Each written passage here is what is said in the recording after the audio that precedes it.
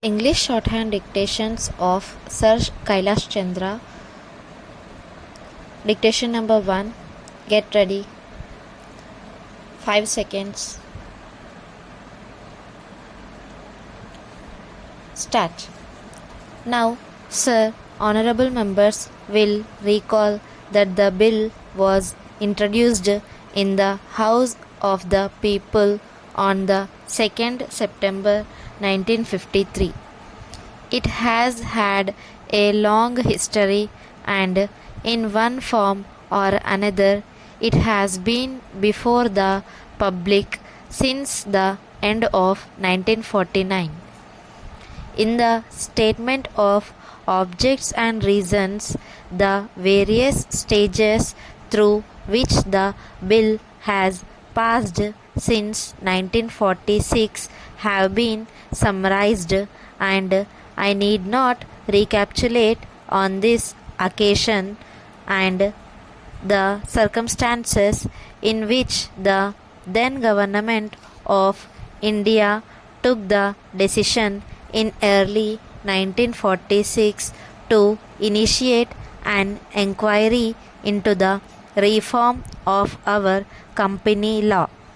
I would remind honorable members that between 1946 and 1948 the entire field of company law was carefully reviewed by two distinguished company lawyers who were appointed to recommend the broad lines on which the present act should be revised. Their recommendations were examined in the then Ministry of Commerce, and certain tentative departmental views which emerged were circulated in a comprehensive memorandum to all recognized trade and industrial associations, bar associations, the high courts, and the state governments. That brought us to the end of 1949. Many representations on this memorandum were duly received from chambers of commerce, trade and industrial associations, state governments, and the general public. At the end of 1950, the government of India appointed a committee under the chairmanship of Sri Bhabha to go into the entire question of the revision of the Companies Act with particular reference to its bearing on the development of trade and industry in this country. This committee examined a large number of witnesses in many parts of the country and submitted its report in March 1952. This report again was circulated to all state governments, chambers of commerce, trade associations, high courts, and many other bodies. At the same time, a special officer was appointed in the Department of Economic Affairs, Ministry of Finance, to examine the report in the light of the views received from the interested public and to submit proposals to government for the revision of the present act. The bill now before the House is based on largely on the recommendations of the Company Law Committee, modified in a few particulars. Honorable members will notice that so far as public relations go, the bill has covered adequate ground.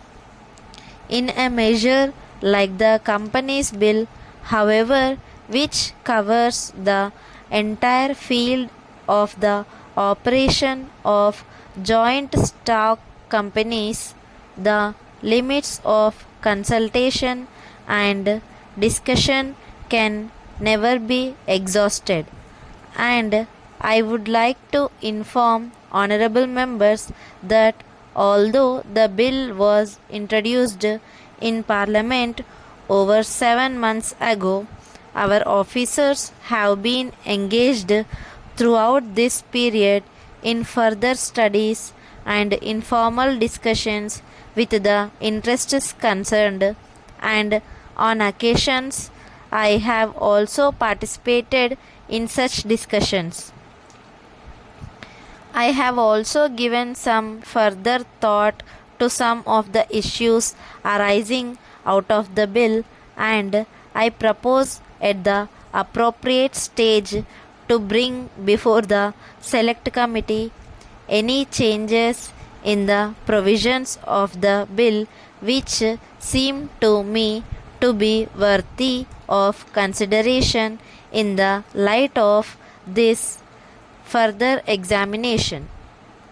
No honorable members will have noticed that the bill contains 6 clauses and 12 schedules. I think it is probably one of the longest legislative measures in recent legislative history, but its size might be regarded as misleading unless I make a few comments. The bill is both, one must remember, a consolidating and amending measure. As mentioned in the statement of objects and reasons, this is the first opportunity which has occurred since 1928 for the consolidation of the Companies Act. Advantage has been taken of this opportunity to redraft several long and complicated sections in the present Act, which have been split up into a large number of clauses.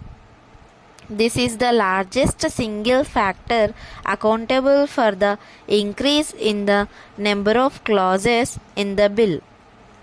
New clauses embodying substantial changes in the present law would hardly constitute more than a small fraction of the bill.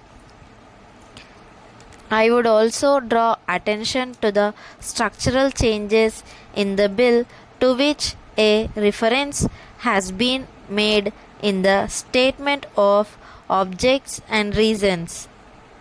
The redraft of the bill and the rearrangement of the existing chapters in the Companies Act in a more logical order have, I think, resulted in a noticeable improvement in the form of the bill, and I hope will facilitate better understanding and appreciation of the scheme. I wish that the Act, which came into effect long ago, was implemented properly. I know that the minister here is very earnest in implementing it, but unfortunately his colleagues at the state level are disappointing him. Unfortunately, no steps have been taken for trimming or toning up the administration at the state level and at the district level. They have to be taken immediately. Subscribe for more dictations. Thank you.